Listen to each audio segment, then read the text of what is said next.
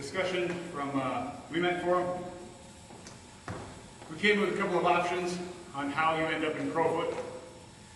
My initial hypothesis was that it was a result of this kind of exchange where we're doing a one-to-one bind. We both step off line and recover with the compass, and voila, crowfoot. This would exist on both sides. Then there were propositions based on what Alex, Colin, and a couple other guys were talking about the crowfoot being a result of not stepping, not unlike a punch in boxing, something like this, where the weight comes up off this foot, that foot turns to get the hip involved, right? This might be the case with a threshold. So as he cuts frontal, right? Here, again. And played around with this a lot today. It works pretty well. It's still rather stiff, but it is functional, and it gets the hip where it needs to be.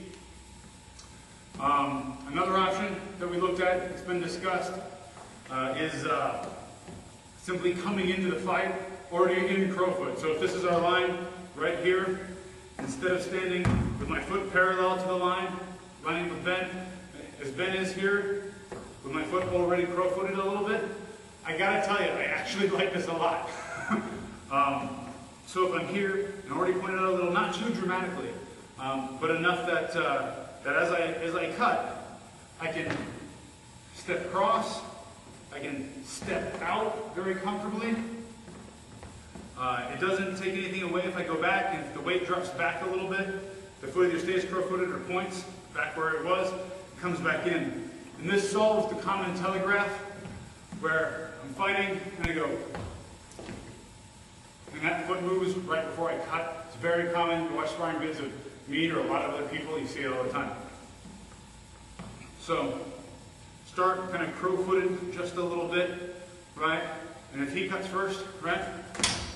There I am. And then I'm in a good position to burst off right away. I feel like it actually trims a little bit of time off of my footwork, so I like it. Obviously, it's not 100% time of the time kind of thing, and I still got to figure out when to use it, when not to use it, and whatnot, which means I'm just going to use it exclusively for like the next month and see what happens.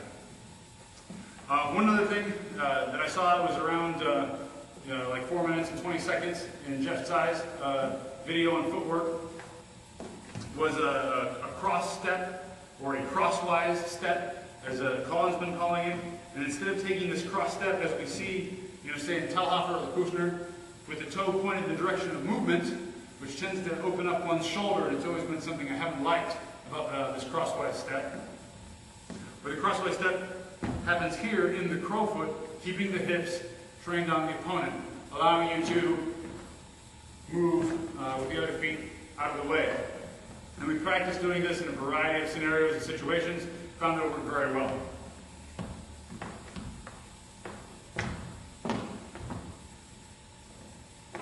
Go ahead and put a new bind.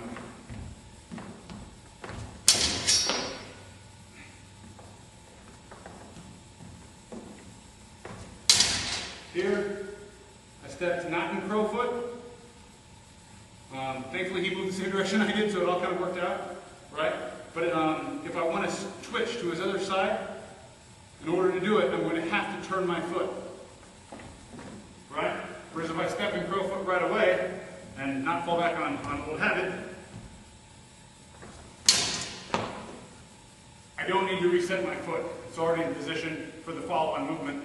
I think this fits in nicely with Gilbringer talking about the Vorschlag and the Nachschlag.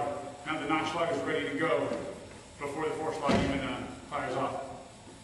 Anything you want to add? Okay, so that's just my